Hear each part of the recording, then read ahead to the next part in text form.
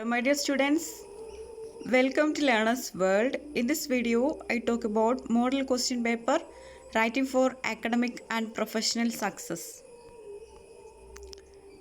ഇത് ഏപ്രിൽ 2020 ഒരു യൂണിവേഴ്സിറ്റി എക്സാമിൻ്റെ ക്വസ്റ്റ്യൻ പേപ്പറാണ്. ഇതിൽ 3 സെക്ഷൻസ് ആണുള്ളത്. First section answer the following questions in 2 or 3 sentences, അതായത് 2 or 3 സെൻറ്റൻസസിൽ എഴുതാനുള്ള ക്വസ്റ്റ്യൻസ് ആണ്. ഓരോ ക്വസ്റ്റ്യനും 2 മാർക്ക് വീതമാണ്. 15 ക്വസ്റ്റ്യൻസും നിർബന്ധമായിട്ടും അറ്റൻഡ് ചെയ്യണം. ഇതിൻ്റെ സീലിംഗ് എന്ന് പറയുന്നത് 25 ആണ്. അപ്പോൾ ഈ 15 ക്വസ്റ്റ്യൻ അറ്റൻഡ് ചെയ്ത കുട്ടിക്കും കിട്ടുന്നത് 25 ആണ്. Then second section paragraph S എഴുതാനാണ്. 100 വേർഡ്സിലാണ് എഴുതേണ്ടത്. അപ്പോൾ 100 വേർഡ്സിൽ എഴുതുമ്പോൾ നിങ്ങളൊരു 1.5 പേജ് എഴുതേണ്ടി വരും. ഓരോ ക്വസ്റ്റ്യനും 5 മാർക്ക് വീതമാണ്. എല്ലാ ക്വസ്റ്റ്യനും അറ്റൻഡ് ചെയ്യൽ നിർബന്ധമാണ്. ഇതിൻ്റെ സീലിംഗ് 35 ആണ്. ദെൻ തേർഡ് സെക്ഷന് ലോങ് എസ്സേ ആണ് എഴുതാനുള്ളത്. 200 വേർഡ്സിനാണ് എഴുതാനുള്ളത്. 4 ഓപ്ഷൻസ് കൊടുത്തിട്ടുണ്ട്. ഇതിൽ 2 മാത്രം എഴുതിയാൽ മതി. അതിൽ ഓരോ ക്വസ്റ്റ്യനും കിട്ടുന്നത് 10 മാർക്കാണ്. അങ്ങനെ ടോട്ടൽ 20 ആണ് കിട്ടുന്നത്. ഓക്കെ, എസ് എഴുതുമ്പോൾ നിങ്ങൾ ശ്രദ്ധിക്കേണ്ട ഒരു കാര്യം, എസ്സേയുടെ ഒരു സ്ട്രക്ചർ കീപ്പ് ചെയ്യണം എന്നുള്ളത് നിർബന്ധമാണ്. അതായത് എസ്സേ ഫസ്റ്റ് ഒരു ഇൻട്രൊഡക്ഷൻ കൊടുക്കണം. ഇൻട്രൊഡക്ഷനിൽ എന്താണ് നിങ്ങളുടെ ടോപ്പിക്ക് അതിനെക്കുറിച്ചിട്ട് ജസ്റ്റ് ഒന്ന് എക്സ്പ്ലെയിൻ ചെയ്യുക. ആ ഒരു മെയിൻ ഐഡിയ ജസ്റ്റ് ഒന്ന് എക്സ്പ്ലെയിൻ ചെയ്യുക. Then first body paragraph 1 and body paragraph 2 and body paragraph 3 paragraph നിങ്ങളുടെ മെയിൻ ഐഡിയ എന്താണ് എന്നുള്ളതിൽ 3 പാരഗ്രാഫായിട്ട് എഴുതുക. ദെൻ കൺക്ലൂഷൻ, ഇതാണൊരു എസ്സേയുടെ സ്ട്രക്ചർ. കൺക്ലൂഷനിൽ നിങ്ങൾ ആ ഒരു 3 ബോഡി പാരഗ്രാഫിൽ നിങ്ങൾ എന്തൊക്കെയാണ് മെയിൻ ഐഡിയാസ് എക്സ്പ്ലെയിൻ ചെയ്തത് അതൊന്ന് സമ്മറൈസ് ചെയ്യുന്ന സെക്ഷനാണ് കൺക്ലൂഷനിൽ. അപ്പോൾ ഇങ്ങനെയാണ് ഒരു എസ്സേ എഴുതേണ്ടത്. പിന്നെ നിങ്ങൾ ഒരു പാരഗ്രാഫ് എന്ന് പറയുന്നത് 5 to 6 ലൈൻസ് ആണ് ഒരു പാരഗ്രാഫ് എന്ന് പറയുന്നത്. ഓക്കെ, ദെൻ ഡീറ്റെയിൽ ആയിട്ട് ഓരോ സെക്ഷൻസ് നോക്കാം. First section answer the following questions 2 marks each. അപ്പോൾ താഴെ കൊടുത്തിരിക്കുന്ന ക്വസ്റ്റ്യൻസ് ആൻസർ ചെയ്യാനാണ് പറഞ്ഞിട്ടുള്ളത്. ഓരോ ക്വസ്റ്റ്യനും 2 മാർക്ക് വീതമാണ്. First question, how does critical thinking benefit an academic writer? അപ്പോൾ ക്രിട്ടിക്കൽ തിങ്കിങ് എങ്ങനെയാണ് ഒരു അക്കാഡമിക് റൈറ്ററെ എങ്ങനെയാണ് ഹെൽപ്പ് ചെയ്യുന്നത്? എന്ത് ഗുണമാണ് ആ ഒരു അക്കാഡമിക് റൈറ്റർക്ക് ക്രിട്ടിക്കൽ തിങ്കിങ് മൂലം ഉണ്ടാകുന്നത് എന്നാണ് ചോദിക്കുന്നത്. Writing and thinking compliment each other. Thinking refinance writing and writing strengthen the thoughts. അപ്പോൾ റൈറ്റിങ്ങും തിങ്കിങ്ങും എന്ന് പറയുന്നത് രണ്ടും പരസ്പരം എന്താണ്, അങ്ങോട്ടും ഇങ്ങോട്ടും സഹായങ്ങൾ ചെയ്യുന്ന ഒന്നാണ്. Thinking refinance writing and writing strengthen the thoughts. അപ്പോൾ ചിന്തകളൊക്കെ സ്ട്രെങ്തൻ ചെയ്യുന്നതൊക്കെ റൈറ്റിംഗ് ആണെന്ന് പറയുന്നത്. അപ്പോൾ അങ്ങനെയാണ് ഒരു അക്കാഡമിക് റൈറ്ററെ ക്രിട്ടിക്കൽ തിങ്കിങ് ഗുണകരമാകുന്നത് ഇങ്ങനെയാണെന്നാണ് പറയുന്നത്. Writing and thinking compliment each other. Thinking refinance writing and writing strengthen the thoughts. Okay, then second question, what do you mean by non academic writing? എന്താണ് non academic writing കൊണ്ട് എന്താണ് ഉദ്ദേശിക്കുന്നത് എന്നാണ്. Non academic writing is informal writing without any defined pattern using simple words and friezes found in informal conversation. It may have an abrupt ending. അപ്പോൾ non academic writing ഒരു informal writing ആണ്. അതിനൊരു defined pattern ഒന്നും ഉണ്ടാവില്ല. സിമ്പിളായിട്ടുള്ള വേർഡ്സും ഫ്രൈസസും ഒക്കെ use ചെയ്തിട്ടുള്ള ഒരു ഇൻഫോർമൽ കോൺവെർസേഷനാണ് എന്ത് നോൺ അക്കാഡമിക് റൈറ്റിംഗ് എന്ന് പറയുന്നത്. Okay, then next question, what are the steps to excel in becoming academic writing? അതായത് അക്കാഡമിക് റൈറ്റിങ്ങിൻ്റെ ഒരു സ്റ്റെപ്സാണ് ചോദിച്ചിട്ടുള്ളത്. ഓക്കെ, ഒരു അക്കാഡമിക് റൈറ്റർ ആവണമെന്നുണ്ടെങ്കിൽ, ഒരു അക്കാഡമിക് റൈറ്റിംഗ് ചെയ്യണമെന്നുണ്ടെങ്കിൽ അതിന് ഉതകുന്ന സ്റ്റെപ്സ് ഏതൊക്കെയാണെന്നാണ് ചോദിക്കുന്നത്. അപ്പോൾ steps, starting free writing without being worried about mistakes or logical order. അപ്പം നമ്മളിങ്ങനെ വിചാരിക്കും ഒരു അക്കാഡമിക് റൈറ്റിംഗ് നടത്തണം എന്നുണ്ടെങ്കിൽ അതിനൊരു ഒരുപാട് സ്റ്റെപ്സൊക്കെ ഉണ്ട് എന്നുള്ളത്. അപ്പോൾ അതിൻ്റെ സ്റ്റെപ്സാണ് ഇവിടെ പറയുന്നത്. അതായത് നിങ്ങൾ ആദ്യം എന്ത് ചെയ്യുക, ഒരു ഫ്രീ റൈറ്റിംഗ് നടത്തുക without being worried about mistakes or logical order. അതായത് ഞാൻ എഴുതാൻ പോകുന്നതിന് ഓർഡർ ഉണ്ടോ എന്ന് നോക്കേണ്ട ആവശ്യമില്ല, അതുപോലെ മിസ്റ്റേക്സ് വരുമോ എന്നൊന്നും ചിന്തിക്കേണ്ട ആവശ്യമില്ല. Starting free writing without being worried about mistakes or logical order. അതായത് ഒരു മിസ്റ്റേക്സോ അല്ലെങ്കിൽ ലോജിക്കൽ ഓർഡറോ എന്നുള്ളതിനെ കുറിച്ചിട്ടൊന്നും ചിന്തിക്കാതെ നിങ്ങൾ എന്ത് ചെയ്യുക, ഫ്രീ റൈറ്റിംഗ്, അതായത് ഫ്രീ ആയിട്ട് എഴുതുക എന്നുള്ളതാണ് ഫസ്റ്റ് സ്റ്റെപ്പ് ഒരു അക്കാഡമിക് റൈറ്റർ ആവാനുള്ള first step. Then keep A journal, then reading, thinking critically, developing research skills, learning the language of the discipline. അപ്പോൾ ഇത്രയും സ്റ്റെപ്സ് ആണുള്ളത് ഒരു അക്കാഡമിക് റൈറ്റർ ആവാൻ. അപ്പോൾ first step starting free writing without being worried about mistakes or logical order, then keep A journal, then reading, then thinking critically, then developing research skills, then learning the language of discipline. Okay, the next question, what are the 3 major processes preceding the submission of an academic assignment? അപ്പോൾ 3 major process ഏതൊക്കെയാണെന്നാണ്, അതായത് ഒരു academic assignment submit ചെയ്യാനുള്ള 3 major process ഏതൊക്കെയാണെന്നാണ് ചോദിക്കുന്നത്. അപ്പോൾ ആ ഒരു major process they are pre writing and revising. ഏതൊക്കെയാണ്? Pre writing and revising. ആദ്യം പ്രീ റൈറ്റിംഗ് നടത്തുക, പിന്നെ അത് റൈറ്റിംഗ് നടത്തുക, ദെൻ റിവൈസിങ്, എഴുതിയത് ഒന്നുകൂടെ റിവൈസ് ചെയ്ത്. ഇതാണ് 3 process. Okay, then next question, what is the function of argumentative thesis statement? അപ്പോൾ ആർഗ്യുമെൻറ്റേറ്റീവ് തീസിസ് സ്റ്റേറ്റ്മെൻറ്റിൻ്റെ ഫങ്ഷൻസ് എന്തൊക്കെയാണെന്നാണ്. The main function of argumentative statement is to persuade the reader to think the way the writer thinks. അപ്പോൾ ഈ അതിൻ്റെ ഒരു function എന്ന് പറയുന്നത്, അതായത് ഒരു ആർഗ്യുമെൻറ്റേറ്റീവ് സ്റ്റേറ്റ്മെൻറ്റിൻ്റെ ഫങ്ഷൻ എന്ന് പറയുന്നത് persuade the reader to think the way the writer thinks. അതായത് റൈറ്റർ ചിന്തിക്കുന്ന രീതിയിൽ റീഡറെ ചിന്തിപ്പിക്കാൻ വേണ്ടിയിട്ട് പെർസ്യൂഡ് ചെയ്യുക, അവരെ പ്രേരിപ്പിക്കുക എന്നുള്ള ഒരു ഫങ്ഷനാണ് ഈ ഒരു ആർഗ്യുമെൻറ്റേറ്റീവ് സ്റ്റേറ്റ്മെൻറ്റിനുള്ളത്. Okay, the main function of argumentative statement is to persuade the reader to think the way the writer thinks. അപ്പോൾ ആ ഒരു റൈറ്റർ തിങ്ക് ചെയ്യുന്ന രീതിയിൽ തന്നെ റീഡറും തിങ്ക് ചെയ്യണം എന്നുള്ളത് പെർസ്യൂഡ് ചെയ്യുക, പ്രേരിപ്പിക്കുന്നതാണ് ഈ ഒരു ആർഗ്യുമെൻറ്റേറ്റീവ് സ്റ്റേറ്റ്മെൻറ്റ് ചെയ്യുന്നത്. അതിൻ്റെ ഫങ്ഷൻ അതാണെന്നാണ് പറയുന്നത്. Then next question, what do you mean by characters in a narrative? അതായത് ഒരു നരേറ്റീവിലെ ക്യാരക്ടേഴ്സ് കൊണ്ട് എന്താണ് ഉദ്ദേശിക്കുന്നത് എന്നുള്ളതാണ്. Characters are the people in the narrative. The central character is the protagonist. The character who is against the protagonist is called antagonist. അപ്പോൾ ഒരു നരേറ്റീവിലെ characters എന്ന് പറയുന്നത് പീപ്പിൾസ് ആണ്, അല്ലേ, ആളുകളാണ് അതിലുള്ള ക്യാരക്ടേഴ്സ് എന്ന് പറയുന്നത്. അതിൽ സെൻട്രൽ ക്യാരക്ടറായിട്ട് വരുന്ന ഇതിനെ വിളിക്കുന്ന പേരാണ് പ്രൊട്ടഗണിസ്റ്റ്. അതുപോലെ ആ ഒരു ക്യാരക്ടറിനെ, അതായത് ആ ഒരു പ്രൊട്ടഗണിസ്റ്റിന് എഗെയിൻസ്റ്റ് ആയിട്ട് വരുന്നത് ആണ് ആൻറ്റഗണിസ്റ്റ് എന്ന് പറയുന്നത്. Okay, then next question, what is an argument? എന്താണ് ആർഗ്യുമെൻറ്റ്? അപ്പോൾ ആർഗ്യുമെൻ്റ് എന്താണെന്ന് വെച്ചാൽ it is a reason, claim or an opinion supported and explained by evidence. അതായത് ഒരു തെളിവോട് കൂടിയിട്ട് ഒരു ക്ലെയിം, ഒരു അവകാശങ്ങളോ അല്ലെങ്കിൽ ഒപ്പീനിയൻ, എന്തെങ്കിലും അഭിപ്രായങ്ങളോ ഒക്കെ എക്സ്പ്ലെയിൻ ചെയ്യുന്നതാണ് എന്ത് ആർഗ്യുമെൻ്റ് എന്ന് പറയുന്നത്. വാദപ്രതിവാദങ്ങളാണ് ആർഗ്യുമെൻ്റ്. അതായത് എന്തെങ്കിലും എവിഡൻസിൻ്റെ അടിസ്ഥാനത്തിൽ ഒരു ഒപ്പീനിയൻ അല്ലെങ്കിൽ ഒരു ക്ലെയിം എക്സ്പ്ലെയിൻ ചെയ്യുന്നതാണ് ഒരു ആർഗ്യുമെൻ്റ് എന്ന് പറയുന്നത്. Okay, the next question, what are the constituent of argumentative essay? ഒരു ആർഗ്യുമെൻറ്റേറ്റീവ് എസ്സേൻ്റെ കോൺസ്റ്റിറ്റ്യൂൻസ് ഏതൊക്കെയാണെന്നാണ് ചോദിക്കുന്നത്. It consists of a set of debatable statements. They are classified into 2 premises and conclusions. അപ്പോൾ ഒരു argumentative എസ്സേൻ്റെ constituents എന്തൊക്കെയാണെന്ന് വെച്ചാൽ it consist of a set of debatable statement. അതിൽ a set of debatable statements ഉണ്ടാകും.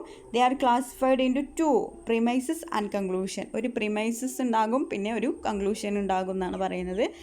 Then 9th question, what is mean by a definition?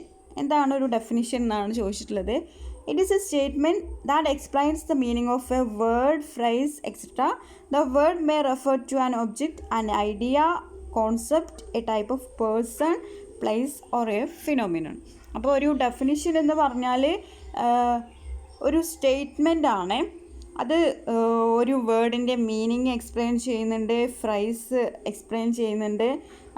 അതുപോലെ ആ ഒരു word may be ഒരു ഒബ്ജക്റ്റ് ആയിരിക്കാം, അല്ലെങ്കിൽ ഐഡിയ ആയിരിക്കാം, കോൺസെപ്റ്റ് ആയിരിക്കാം, എന്തുമാകാം എന്നാണ് പറയുന്നത്. അത് എക്സ്പ്ലെയിൻ ചെയ്യുന്നതാണ് ഒരു ഡെഫിനിഷൻ എന്ന് പറയുന്നത്. Okay, then next question, why argumentative writing is called persuasive writing? Argumentative റൈറ്റിങ്ങിന് എന്തുകൊണ്ടാണ് പെർസ്യൂസീവ് റൈറ്റിംഗ് എന്ന് വിളിക്കാനുള്ള കാരണം? അപ്പോൾ it is called so because argumentative essay attempt to persuade the reader to think the writer thinks. അതെന്തുകൊണ്ടെന്ന് വെച്ചാൽ argumentative essay എന്ന് പറയുന്നത് ആ ഒരു റീഡർ പെർസ്യൂഡ് ചെയ്യുന്നുണ്ട്. എങ്ങനെ? അതായത് ഒരു റൈറ്റർ തിങ്ക് ചെയ്യുന്ന രീതിയിൽ തന്നെ ഒരു റീഡറും തിങ്ക് ചെയ്യണം എന്ന് പറഞ്ഞിട്ട് എന്താണ് റീഡറെ പെർസ്യൂഡ് ചെയ്യുന്നുണ്ട്. അതുകൊണ്ടാണ് ആർഗ്യുമെൻറ്റേറ്റീവ് റൈറ്റിങ്ങിനെ പെർസ്യൂസീവ് റൈറ്റിംഗ് എന്ന് വിളിക്കാനുള്ള കാരണം. It is called so because argumentative essay attempt to persuade the reader to think the writer thinks. Okay, the next question, how can academic writing be made more effective?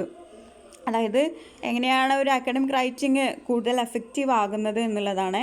It can be made more effective by ensuring the vocabulary is appropriate, avoiding conversational style, using sentences of varying length, avoiding redundant expressions, using parallelism, maintaining the tense and removing weak phrases and using strong verbs. അപ്പോൾ എങ്ങനെ നമുക്കൊരു academic writing more effective ആക്കാം എന്ന് വെച്ചാൽ more effective vocabularies use ചെയ്യാം, അതുപോലെ conversational style avoid ചെയ്യാം, അതുപോലെ നമുക്ക് റിഡണ്ടൻറ്റ് എക്സ്പ്രഷൻസ് നമുക്ക് അവോയ്ഡ് ചെയ്യാം, അതുപോലെ പാരലലിസം യൂസ് ചെയ്യാം, അതുപോലെ മെയിൻറ്റെയിനിങ് ദ ടെൻസൊക്കെ മെയിൻറ്റെയിൻ ചെയ്യാം, അതുപോലെ removing weak phrases and using strong verbs. Weak phrases remove ചെയ്തിട്ട് സ്ട്രോങ് വേർബ്സൊക്കെ യൂസ് ചെയ്തിട്ട് നമുക്കൊരു അക്കാഡമിക് റൈറ്റിങ്ങിനെ എഫക്റ്റീവ് ആക്കാം എന്നാണ് പറയുന്നത്. അപ്പോൾ ഒന്നുകൂടെ ആൻസർ വായിക്കാം. It can be made more effective by ensuring the vocabulary is appropriate, avoiding conversational style, using sentences of varying length, avoiding redundant expressions, using parallelism, maintaining the tense and removing weak phrases and using strong verbs. Okay, then next question, list a few words that are not gender specific expressions. അതായത് കുറച്ച് words list ചെയ്യാനാണ് പറഞ്ഞിട്ടുള്ളത്. That are not gender specific expressions, അതായത് gender specific expressions ഇല്ലാത്ത കുറച്ച് വേർഡ്സിനെ list ചെയ്യാനാണ് പറഞ്ഞിട്ടുള്ളത്.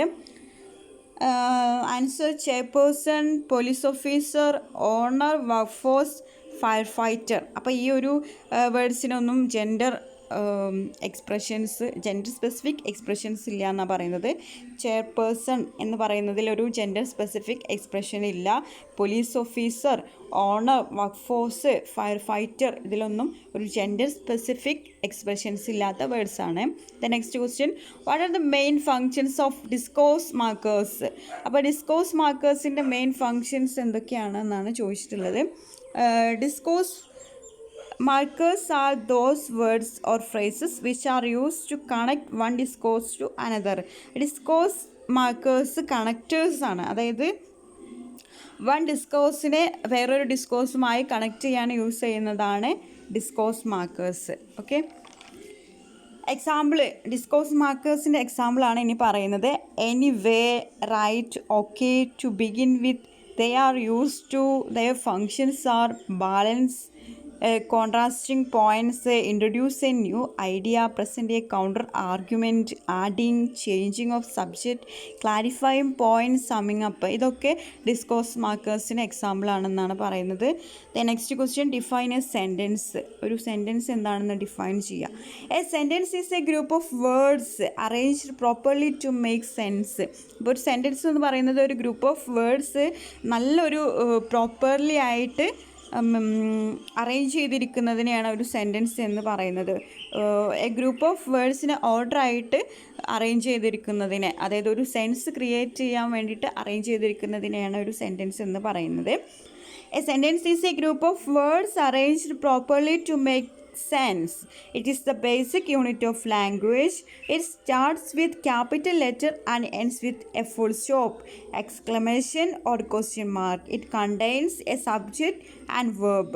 അപ്പോൾ ഒരു സെൻറ്റൻസ് സ്റ്റാർട്ട് ചെയ്യുന്നത് ക്യാപിറ്റൽ ലെറ്ററിലും എൻഡ് ചെയ്യുന്നത് ഫുൾ സ്റ്റോപ്പ് അല്ലെങ്കിൽ എക്സ്ക്ലമേഷൻ മാർക്ക് അല്ലെങ്കിൽ ക്വസ്റ്റ്യൻ മാർക്ക് ഇവയിലൊക്കെയാണെന്നാണ് പറയുന്നത്.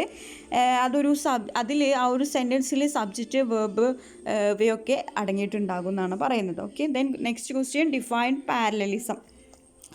Parallelism is a stylistic feature in writing where ideas are presented using grammatically similar or structurally identical words and expressions. It brings logical ordering at the vocabulary, sentence and paragraphs levels. അപ്പോൾ parallelism എന്താണെന്ന് വെച്ചാൽ അതായത് എഴുത്തിലൊരു പ്രത്യേക രീതിയാണ് parallelism. ഇവിടെ ആശയങ്ങൾ പ്രകടിപ്പിക്കാനായി ഗ്രാമറിലും ഘടനയിലും ഒരേപോലുള്ള വാക്കുകളും പ്രയോഗങ്ങളും ഉപയോഗിക്കുന്നുണ്ട്. അതാണ് പാരലലിസം എന്ന് പറയുന്നത്. Parallelism is a stylistic feature in writing where ideas are presented using grammatically similar or structurally identical words and expressions. It brings logical ordering at the vocabulary, sentence and paragraph levels. Okay. Then second section. Answer the following questions in a paragraph of 100 words each, 5 marks each. അപ്പോൾ താഴെ കൊടുത്തിട്ടുള്ള questions attend ചെയ്യാനാണ് പറഞ്ഞിട്ടുള്ളത്. Paragraph S ആണ് എഴുതാനുള്ളത്, 100 വേർഡ്സിലാണ് എഴുതാനുള്ളത്. അപ്പോൾ നിങ്ങളൊരു 1.5 page എഴുതേണ്ടി വരും. ഓരോ ക്വസ്റ്റ്യനും 5 മാർക്ക് വീതമാണ്. First question, what is the basic objective of peer reviewing of academic papers? Write a paragraph in your own words explaining the process of blind peer reviewing. അപ്പോൾ objective of peer reviewing, അതായത് ഒരു academic പേപ്പറിൻ്റെ peer റിവ്യൂവിങ്ങിൻ്റെ objectives എന്താണെന്നാണ് ചോദിച്ചിട്ടുള്ളത്. അതുപോലെ നിങ്ങൾ ഒരു paragraph എഴുതുക, എന്താണ് what is blind peer reviewing, ആ ഒരു പ്രോസസ്സ് എന്താണ് എന്നുള്ളതിനെ കുറിച്ചിട്ട് ഒരു പാരഗ്രാഫ് എഴുതാനാണ് പറഞ്ഞിട്ടുള്ളത്. Peer review is a process of subjecting an author's scholarly work to the scrutiny of others who are experts in the same field. അതായത് ഒരു പിയർ റിവ്യൂ എന്ന് പറഞ്ഞു കഴിഞ്ഞാൽ അതൊരു പ്രോസസ്സാണ്. അതായത് ഇപ്പോൾ ഒരു റൈറ്റർ, ഒരു ഓതർ അദ്ദേഹത്തിൻ്റെ വർക്കൊക്കെ എഴുതി കഴിഞ്ഞിട്ട് അത് പബ്ലിഷ് ചെയ്യുന്നതിന് മുമ്പ് ആ ഒരു ഫീൽഡിലുള്ള അതിനെക്കുറിച്ചിട്ട് എക്സ്പേർട്ടായിട്ടുള്ള ഒരാളെ എടുത്തുകൊണ്ടേ കൊടുക്കും. അതൊന്ന് സ്ക്രൂട്ടിനി ചെയ്യാൻ വേണ്ടിയിട്ട് നന്നായിട്ട് ഒന്ന് ക്ലോസ് റീഡിംഗ് ഒക്കെ നടത്തി അതിലെന്തെങ്കിലും മിസ്റ്റേക്സ് ഉണ്ടോ എന്നുള്ളതൊക്കെ ചെക്ക് ചെയ്യുന്ന ഒരു പ്രോസസ്സാണ് പിയർ റിവ്യൂവിങ് എന്ന് പറയുന്നത്. Okay, the main objective of peer review is to ensure that only high quality papers are published. അപ്പോൾ ഇതിൻ്റെ ഒരു മെയിൻ ഒബ്ജക്റ്റീവ്, അതായത് ഈ ഒരു പ്രോസസ്സ് നടത്തുന്നതിൻ്റെ ഒരു ഒബ്ജക്റ്റീവ് എന്ന് പറയുന്നത് ഹൈ ക്വാളിറ്റി പേപ്പേഴ്സ്, അതായത് പബ്ലിഷ് ചെയ്യുന്നതൊക്കെ ഹൈ ക്വാളിറ്റി ആയിട്ടുള്ള പേപ്പേഴ്സ് പബ്ലിഷ് ചെയ്യാൻ വേണ്ടിയിട്ടാണ് ഇങ്ങനെ ചെയ്യുന്നത്. It functions to encourage the authors to meet the high standard. അതുപോലെ ഓതേഴ്സിന് ഒരു ഹൈ സ്റ്റാൻഡേർഡ് കീപ്പ് ചെയ്യാൻ വേണ്ടിയിട്ടൊക്കെയാണ് ഇങ്ങനെയുള്ള ഒരു പ്രോസസ്സ് ചെയ്യുന്നത് എന്നാണ് പറയുന്നത്. ഇനി എന്താണ് ബ്ലൈൻഡ് പ്യൂർ റിവ്യൂവിങ് നോക്കാം. A paper submitted by a scholar for publication to a journal is send to other scholars by the editor of the journal with all the names and other details of the writer. അതായത് ഇങ്ങനെ publish ചെയ്യാൻ കൊടുക്കുകയാണ്. അതായത് ഒരു author എന്ത് ചെയ്തു, അയാളുടെ ബുക്കൊക്കെ എഴുതി കഴിഞ്ഞ് പബ്ലിഷ് ചെയ്യുന്നതിന് മുമ്പ് എന്ത് ചെയ്യും, അതായത് കുറച്ച് സ്കോളേഴ്സിന്, അതായത് കുറച്ച് റിവ്യൂവേഴ്സിന് വേണ്ടിയിട്ട് ഈ ഒരു ഡ്രാഫ്റ്റ് അവർക്ക് കൊടുക്കും. അതായത് ഇതിലെന്തെങ്കിലും തെറ്റുകളുണ്ടോ മിസ്റ്റേക്സ് ഉണ്ടോ എന്നറിയാൻ വേണ്ടിയിട്ടാണ് ഇതിങ്ങനെ ചെയ്യുന്നത്. അതായത് അത് ഒന്ന് സ്ക്രൂട്ടിനി ചെയ്യാൻ വേണ്ടിയിട്ട്, ഒരു ക്ലോസ് റീഡിങ് നടത്താൻ വേണ്ടിയിട്ടാണ് കൊടുക്കുന്നത്. ഇത് ആ ഒരു കൊടുക്കുന്ന സമയത്ത് ഇതിൻ്റെ ഓതർ ആരാണ്, അയാളുടെ പേരെന്താണ്, അയാളുടെ ഡീറ്റെയിൽസ് എന്താണ് എന്നുള്ളതൊന്നും വെളിപ്പെടുത്തൂല എന്നാണ് പറയുന്നത്. Okay, The reviewers read the paper and determine if the paper is worth publishing. അങ്ങനെ ആ ഒരു റിവ്യൂവർ എന്ത് ചെയ്യും, ആ ഒരു ബുക്ക്, ആ ഒരു പേപ്പറൊക്കെ റീഡ് ചെയ്യുന്നതിന് ശേഷം അയാൾ തീരുമാനിക്കും ഇത് പബ്ലിഷ് ചെയ്യാൻ പറ്റുമോ ഇല്ലേ എന്നുള്ളത് അയാൾ തീരുമാനിക്കും. The identity of the reviewer is never disclose to the author of the paper. അങ്ങനെ ആ ഒരു റിവ്യൂവറുടെ ഐഡൻറ്റിറ്റി ഓതറിനോടും ഡിസ്ക്ലോസ് ചെയ്യൂല എന്നാണ് പറയുന്നത്. അതായത് ആരാണ് ഇത് റിവ്യൂ ചെയ്തത് എന്നുള്ളത് ഓതറിന് അറിയാൻ കഴിയില്ല. This is called blind peer reviewing. ഇതാണ് എന്ത് ബ്ലൈൻഡ് പ്യൂർ റിവ്യൂവിങ് എന്ന് പറയുന്നത്. അപ്പോൾ എന്താണ് peer review is a process of subjecting an author's scholarly work to the scrutiny of others who are experts in the same field. The main objective of peer review is to ensure that only high quality papers are published. It functions to encourage the authors to meet the high standards.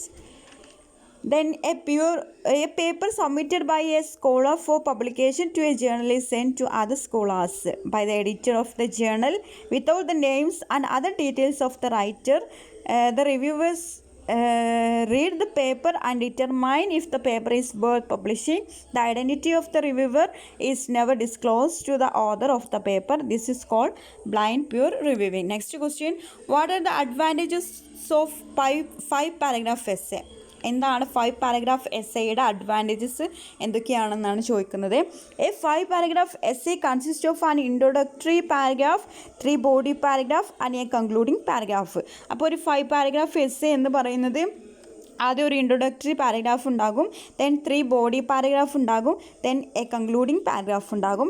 Introduction, introducing the topic, thesis statement or the main idea. ഇൻട്രൊഡക്ഷനിൽ നമ്മൾ ആ ഒരു topic introduce ചെയ്യും, ആ ഒരു main idea എന്താണെന്ന് explain ചെയ്യുന്നത് introduction പാർട്ടിലാണ്. Then body paragraph 1, 2 and 3. ഈ 3 ബോഡി പാരഗ്രാഫിലും സപ്പോർട്ടിങ് ഐഡിയാസാണ് എക്സ്പ്ലെയിൻ ചെയ്യുന്നത്. Then conclusion, rewrite thesis statement and summarise the supporting ideas. കൺക്ലൂഷനിൽ എന്താണെന്ന് വെച്ചാൽ ആ ഒരു സപ്പോർട്ടിങ് ഐഡിയാസൊക്കെ കൺക്ലൂഡ് ചെയ്യുന്നത്, സമ്മറൈസ് ചെയ്യുന്നതൊക്കെ ഈ കൺക്ലൂഷനിലാണെന്നാണ് പറയുന്നത്. ഈ structure provide students with a safe and organized way to express their thoughts. They need that familiar structure to develop a thoughtful progression of ideas. അപ്പോൾ ഇത് ഈ ഒരു സ്ട്രക്ചർ കീപ്പ് ചെയ്യുന്നത് കൊണ്ട് സ്റ്റുഡൻസിന് ഒരു തോട്ട്ഫുൾ പ്രോഗ്രഷൻ, ഐഡിയാസിനെ കുറിച്ചിട്ടൊരു തോട്ട്ഫുൾ പ്രോഗ്രഷനൊക്കെ ഉണ്ടാകും എന്നാണ് പറയുന്നത്.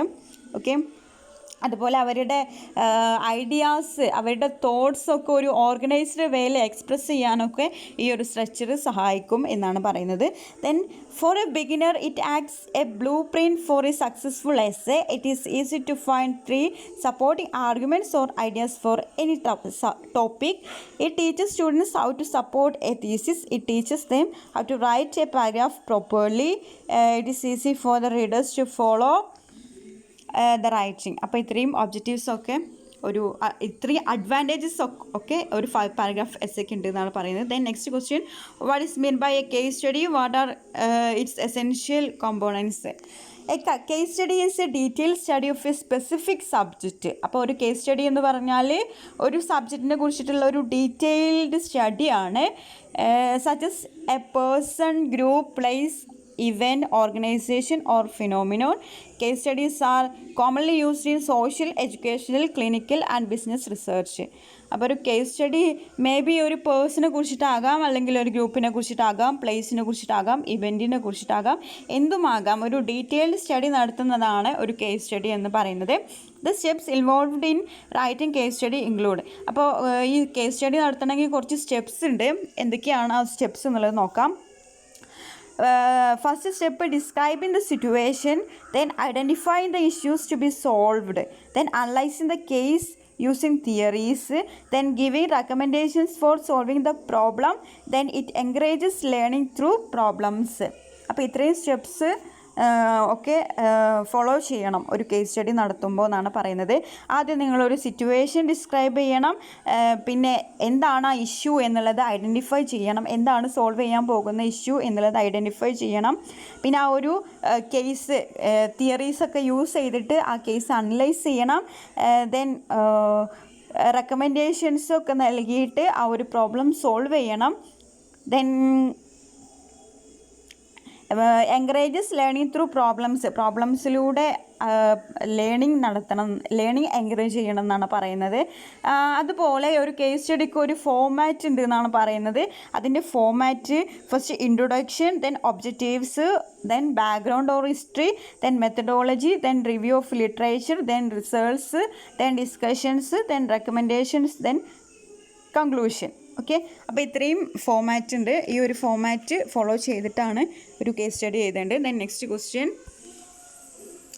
Narrate an incident from your childhood in paragraph using the principles of narrative writing. അതായത് നിങ്ങളുടെ ചൈൽഡ്ഹുഡിൽ ഉണ്ടായിരിക്കുന്ന ഒരു ഇൻസിഡൻറ്റ് നറേറ്റ് ചെയ്യാനാണ് പറഞ്ഞിട്ടുള്ള ഒരു പാരഗ്രാഫിൽ പ്രിൻസിപ്പിൾസ് ഓഫ് നറേറ്റീവ് റൈറ്റിംഗ് ഒക്കെ യൂസ് ചെയ്തിട്ട് വേണം അത് നറേറ്റ് ചെയ്യാനെന്നാണ് പറഞ്ഞിട്ടുള്ളത്. Next question, what are the steps in writing and academic essay? അതായത് അക്കാഡമിക് എസ്സേയുടെ സ്റ്റെപ്സ് എന്തൊക്കെയാണെന്നാണ് ചോദിച്ചിട്ടുള്ളത്. Okay, there R 3 steps in process of writing and academic essay. അതായത് 3 സ്റ്റെപ്സ് ഉണ്ട്. ഒരു അക്കാഡമിക് എസ്സേ എഴുതണമെങ്കിൽ 3 സ്റ്റെപ്സ് ഉണ്ട് എന്നാണ് പറയുന്നത്.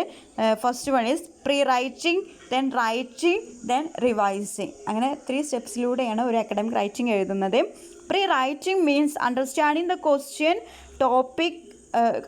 Or topic, purpose and audience. Pre റൈറ്റിങ്ങിൽ നമ്മൾ ആദ്യം ചെയ്യേണ്ടത് ആ ക്വസ്റ്റ്യൻ എന്താണ് അല്ലെങ്കിൽ ടോപ്പിക് എന്താണെന്നുള്ളത് മനസ്സിലാക്കണം. അതുപോലെ അതിൻ്റെ പർപ്പസ് എന്താണെന്ന് മനസ്സിലാക്കണം, ഓഡിയൻസ് ആരാണ് എന്നുള്ളത് മനസ്സിലാക്കുന്ന ഒരു പ്രോസസ്സാണ് pre writing. It also involves brainstorms and organising the ideas, identifying the source for getting relevant materials and preparing an outline and deciding on thesis statement. അപ്പോൾ ഈ ഒരു സ്റ്റെപ്പിൽ എന്തൊക്കെ കാര്യങ്ങൾ ചെയ്യണം? അതായത് ഐഡിയാസ് ഓർഗനൈസ് ചെയ്യണം, അതുപോലെ സോഴ്സ്, അതായത് നിങ്ങൾക്ക് റെലവൻറ്റ് മെറ്റീരിയൽ സ്കിൽസ് കിട്ടുന്ന സോഴ്സ് ഏതാണെന്നുള്ളതൊക്കെ ഐഡൻറ്റിഫൈ ചെയ്ത് വെക്കേണ്ട ഒരു സ്റ്റെപ്പാണ് ഈ ഒരു പ്രീ റൈറ്റിംഗ് എന്ന് പറഞ്ഞിട്ടുള്ള ആ ഒരു സ്റ്റെപ്പ്, ആ ഒരു സ്റ്റേജ്. Then next writing. അടുത്ത സ്റ്റേജ് ഏതാണ്? റൈറ്റിംഗ്. അടുത്ത സ്റ്റെപ്പ് എന്ന് പറയുന്നത് റൈറ്റിംഗ് ആണ്. Writing means listing the main points and supporting ideas and drafting the introductory paragraph and body paragraphs and the conclusion. അപ്പോൾ റൈറ്റിങ്ങിൽ നിങ്ങൾ ലിസ്റ്റ് ചെയ്ത് വെക്കണം മെയിൻ പോയിൻറ്റ്സും സപ്പോർട്ടിങ് ഐഡിയാസും ഒക്കെ ലിസ്റ്റ് ചെയ്ത് വെക്കണം. അതുപോലെ introductory paragraph, body paragraph, conclusion, ഇതിലൊക്കെ എന്തൊക്കെ വരണം എന്നുള്ളതൊക്കെ ലിസ്റ്റ് ചെയ്ത് വെക്കുന്ന ഒരു പ്രോസസ്സാണ്, ഒരു സ്റ്റെപ്പാണ് എന്ത് റൈറ്റിംഗ് എന്ന് പറയുന്നത്. Then revising. തേർഡ് സ്റ്റെപ്പാണ് റിവൈസിങ്. Revising is checking for inconsistencies, tone, grammar, spelling, punctuation and referencing. റിവൈസിങ്ങിലാണ് ചെക്ക് ചെയ്യുന്നത് tone, grammar, spelling, punctuation, referencing ഒക്കെ ഈ ഒരു റിവൈസിങ് പ്രോസസ്സിലാണ് ചെക്ക് ചെയ്യുന്നത്. അപ്പോൾ ഈ ഒരു 3 സ്റ്റെപ്സാണ് ഒരു അക്കാഡമിക് എസ്സേക്കുള്ളത്. Next question, what are the points to remember while preparing an outline? അതായത് ഒരു ഔട്ട്ലൈൻ പ്രിപ്പയർ ചെയ്യുമ്പോൾ എന്തൊക്കെ കാര്യങ്ങളാണ് നിങ്ങൾ റിമെമ്പർ ചെയ്യേണ്ടത് എന്നുള്ളതാണ്. In academic writing, an outline is a framework for presenting the main and supporting ideas for a particular subject or topic. അപ്പോൾ ഒരു പെർട്ടിക്കുലർ സബ്ജക്റ്റ് അല്ലെങ്കിൽ ഐഡിയാസ് ഇതൊക്കെ പ്രസൻറ്റ് ചെയ്യാനുള്ള ഒരു ഫ്രെയിം വർക്കാണ് ഒരു അക്കാഡമിക് റൈറ്റിങ്ങിൽ ഔട്ട്ലൈൻ എന്ന് പറയുന്നത്. Outline help to develop a logical coherent structure of for a paper, making it easier to translate the ideas into words and sentences. Okay, some points to remember while preparing an outline are ഇനി പറയുന്നത് കുറച്ച് points ആണ്. അതായത് ഒരു outline തയ്യാറാക്കാൻ use ചെയ്യുന്ന നിങ്ങൾ ഓർമ്മ വെക്കേണ്ട, റിമെമ്പർ ചെയ്യേണ്ട കുറച്ച് പോയിൻറ്റ്സ് ആണ് ഇവിടെ കൊടുത്തിട്ടുള്ളത്. Choose the topic and establish A purpose. അതായത് ആദ്യം നിങ്ങൾ ഓർമ്മിക്കേണ്ട ഒരു കാര്യം എന്ന് പറയുന്നത് നിങ്ങളുടെ ടോപ്പിക്ക് ചൂസ് ചെയ്യുക, അതുപോലെ ഒരു പർപ്പസ് എസ്റ്റാബ്ലിഷ് ചെയ്യുക. Then create A list of main ideas. പിന്നീട് ചെയ്യേണ്ടത് മെയിൻ ഐഡിയാസ് നിങ്ങൾ എന്ത് ചെയ്യുക, ലിസ്റ്റ് ചെയ്യുക. Then organise the main idea. Then ആ മെയിൻ ഐഡിയാസ് ഓർഗനൈസ് ചെയ്യുക. ആഡ് സപ്പോർട്ടിങ് ഐഡിയാസ് ആഡ് ചെയ്യുക. Then review and adjust. അപ്പോൾ ഇത്രയും കാര്യങ്ങൾ നിങ്ങൾ റിമെമ്പർ ചെയ്യണം. എന്തൊക്കെ കാര്യങ്ങളാണ് ഒരു ഔട്ട്ലൈന്, അതൊരു അക്കാഡമിക് റൈറ്റിങ്ങിൻ്റെ ഒരു ഔട്ട്ലൈൻ തയ്യാറാക്കാൻ നിങ്ങൾ റിമെമ്പർ ചെയ്യേണ്ട കാര്യങ്ങൾ? Choose the topic and establish A purpose. Then create A list of main ideas. Then organise the main idea. Add supporting ideas. Review and adjust. Okay, next question, what are the functions of an introductory paragraph? Attempt 1 based on the topic goal and future. അപ്പോൾ ഒരു introductory പാരഗ്രാഫിൻ്റെ functions എന്തൊക്കെയാണെന്നാണ് ചോദിച്ചിട്ടുള്ളത്. പിന്നെ ഇവിടെ ഒരു topic കൊടുത്തിട്ടുണ്ട്. ആ ഒരു ടോപ്പിക്കിനെ ആസ്പദമാക്കിയിട്ട് നിങ്ങളൊരു ഇൻട്രൊഡക്ടറി പാരഗ്രാഫ് എഴുതാനാണ് പറഞ്ഞിട്ടുള്ളത്. ഗോൾഡ് ആൻഡ് ഫ്യൂച്ചർ എന്നുള്ള ടോപ്പിക്കിനെ ആസ്പദമാക്കിയിട്ട്. അപ്പോൾ ഒരു ഇൻട്രൊഡക്ടറി പാരഗ്രാഫിൻ്റെ ഫങ്ഷൻസ് എന്തൊക്കെയാണെന്ന് വെച്ചാൽ, while paragraph should grab the attention of the reader, it should invite the attention of the reader. അതായത് ഒരു ഇൻട്രൊഡക്ടറി പാരഗ്രാഫ് എന്ന് പറയുന്നത് റീഡറുടെ അറ്റൻഷൻ ഗ്രാബ് ചെയ്യുന്നത്, അതുപോലെ റീഡറുടെ അറ്റൻഷൻ ഇൻവൈറ്റ് ചെയ്യുന്നതൊക്കെ ആ ഒരു ഇൻട്രൊഡക്ടറി പാരഗ്രാഫാണ്. ഗിവ് വൈറ്റൽ ബാക്ക്ഗ്രൗണ്ട് ഇൻഫോർമേഷൻ, അവിടെയാണ് നമ്മൾ എന്ത് ചെയ്യുന്നത്, ആ ഒരു ബാക്ക്ഗ്രൗണ്ട് ഇൻഫോർമേഷൻസ് നൽകുന്നത് അവിടെയാണ്. പ്രസൻറ്റ് ദ തീസിസ് സ്റ്റേറ്റ്മെൻറ്റ്, അവിടെയാണ് തീസിസ് സ്റ്റേറ്റ്മെൻറ്റ് പ്രസൻറ്റ് ചെയ്യുന്നത്. പ്രൊവൈഡ് ഔട്ട്ലൈൻ സ്റ്റേറ്റ്മെൻറ്റ്, ആ ഒരു ടോപ്പിക്കിൻ്റെ ഒരു ഔട്ട്ലൈൻ സ്റ്റേറ്റ്മെൻറ്റ് പ്രൊവൈഡ് ചെയ്യുന്നതും ഇൻട്രൊഡക്ടറി പാരഗ്രാഫിലാണ്. അപ്പോൾ ഇതാണ് അതിൻ്റെ functions.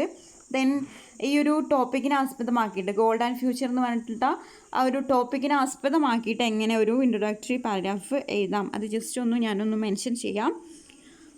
Who doesn't love gold, the most precious of all metals, though gold is not as useful as other metals like iron and brass.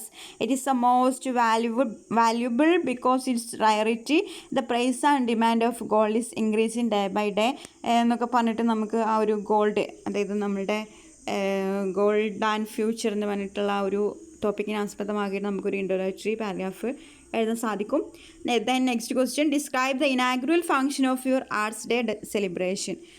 നിങ്ങളുടെ arts day സെലിബ്രേഷനെ കുറിച്ചിട്ട് ഒരു ഇനാഗുറൽ ഫങ്ഷനെ കുറിച്ചിട്ട് describe ചെയ്യാനാണ് പറഞ്ഞിട്ടുള്ളത്. ഓക്കെ, അപ്പോൾ ഇത്രയും കാര്യങ്ങളാണ് സെക്കൻഡ് സെക്ഷനുള്ളത്. ദെൻ തേർഡ് സെക്ഷനിൽ answer any 2 of the following questions in about 200 words each. അപ്പോൾ ലോങ് എസ്സേ എഴുതാനാണ്, 200 വേർഡ്സിന് എഴുതാനുള്ള എസ്സേ ആണ് കൊടുത്തിട്ടുള്ളത്. അപ്പം 4 ക്വസ്റ്റ്യൻസ് ഉണ്ട്, ഇതിൽ 2 മാത്രം അറ്റൻഡ് ചെയ്താൽ മതി. ഓരോ ക്വസ്റ്റ്യൻ കിട്ടുന്ന മാർക്കും 10 വീതമാണ് ഓരോ ക്വസ്റ്റ്യനും കിട്ടുന്നത്. First question, describe the important writing journals employed by the academic community. അപ്പോൾ അക്കാഡമിക് കമ്മ്യൂണിറ്റിയിൽ ഉള്ള ഇമ്പോർട്ടൻറ്റ് റൈറ്റിംഗ് ജേണൽസാണ് നമ്മൾ പഠിച്ചിട്ടുണ്ട്. റൈറ്റിംഗ് ജേണൽസ് വളരെ ഡീറ്റെയിൽ ആയിട്ട് പഠിച്ചിട്ടുണ്ട്.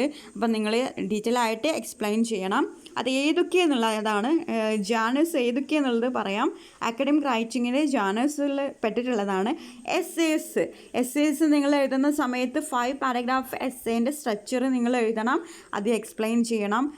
അതിൽ ഫസ്റ്റ് ഇൻട്രൊഡക്ഷൻ പാർട്ടാണ്, അതിൽ വരുന്ന കാര്യങ്ങൾ എഴുതണം. അതുപോലെ ബോഡി പാരഗ്രാഫ്, ദെൻ കൺക്ലൂഷൻ, ഈ കാര്യങ്ങളൊക്കെ ഡീറ്റെയിൽ ആയിട്ട് എസ്സേയിൽ ഇൻക്ലൂഡ് ചെയ്യണം. ദെൻ സെക്കൻഡ് ജാനർ എന്ന് പറയുന്നത് റിസർച്ച് പേപ്പർ ഓർ ആർട്ടിക്കിളാണ്, അതിനെക്കുറിച്ചിട്ട് ഡീറ്റെയിൽ എക്സ്പ്ലനേഷൻ കൊടുക്കണം. Then third proposals, then case study, then review of literature. Review of literature ഉള്ളതൊരു ജാനറാണ്, അതിനെക്കുറിച്ചിട്ടൊക്കെ ഡീറ്റെയിൽഡ് ആയിട്ടുള്ള എക്സ്പ്ലനേഷൻ നൽകണം. ദെൻ ഡിസേർട്ടേഷൻ ഓർ തീസിസ്, അപ്പോൾ ഇതിനെക്കുറിച്ചിട്ടുള്ള ഡീറ്റെയിൽ എക്സ്പ്ലനേഷൻ നൽകണം. Then next question, write a 5 paragraph essay on any one of the following topics employed, the rules and techniques of writing academic paragraph and essay. അപ്പോൾ ഒരു 5 paragraph essay എഴുതാനാണ്. താഴെ കൊടുത്തിട്ടുള്ള ടോപ്പിക്കിനെ ആസ്പദമാക്കിയിട്ട് ഏതെങ്കിലും ഒരു ടോപ്പിക്ക് എടുത്തിട്ട് നിങ്ങൾ ഒരു 5 പാരഗ്രാഫ് എസ്സേ എഴുതാനാണ് പറഞ്ഞിട്ടുള്ളത്. ഇതിൻ്റെ മെയിൻ ഉദ്ദേശം എന്ന് പറയുന്നത്, അതായത് നമ്മൾ 5 പാരഗ്രാഫ് എസ്സേ പഠിച്ചിട്ടുണ്ട്, അതിൻ്റെ സ്ട്രക്ചർ നമ്മൾ പഠിച്ചിട്ടുണ്ട്. ആ ഒരു സ്ട്രക്ചർ കീപ്പ് ചെയ്തിട്ടാണ് എഴുതുക എന്നുള്ളതാണ് ഇതിൻ്റെ ഒരു എയിം എന്ന് പറഞ്ഞിട്ടുള്ളത്. ഇതിൻ്റെ topics, the role of mother tongue in higher education sector. Higher education സെക്ടറിലുള്ള മദർ ടങ്, നമ്മളുടെ മാതൃഭാഷയുടെ റോൾ എന്താണ് എന്നുള്ളതാണ്.